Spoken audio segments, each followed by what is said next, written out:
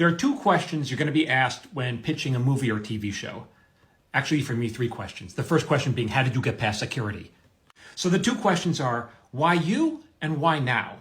Why you means, why are you the best person to tell this story? How is it personal to you so that the story feels more authentic?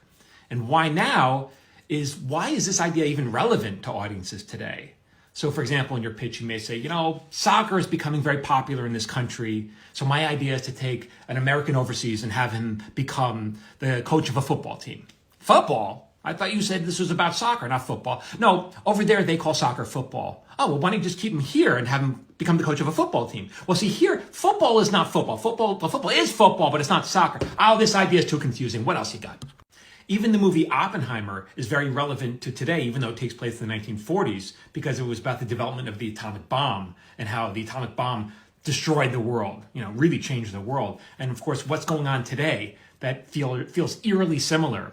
Artificial intelligence. People are saying that poses just as great of a threat or even larger threat than the atomic bomb. So that movie's very relevant.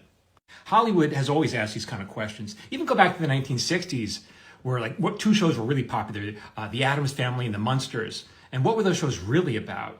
Well, those shows were about a family of weirdos who looked different, who acted different. They had different customs, and they looked very strange. What was going on in the 1960s in America? Well, the country was experiencing a huge influx of immigration. Many people were uncomfortable with that. And so those shows kind of addressed that in a fun and sweet way. And so it was always the outsiders, always terrified of Herman Munster because how he looked different. They'd see him, and out of fear, they'd run through a brick wall and screaming, right? But Herman Munster, actually, all those families were very sweet and loving and welcoming. Whenever a stranger came to visit, they'd welcome him. It was the outsiders who had a problem. So it always speaks to some kind of larger issue.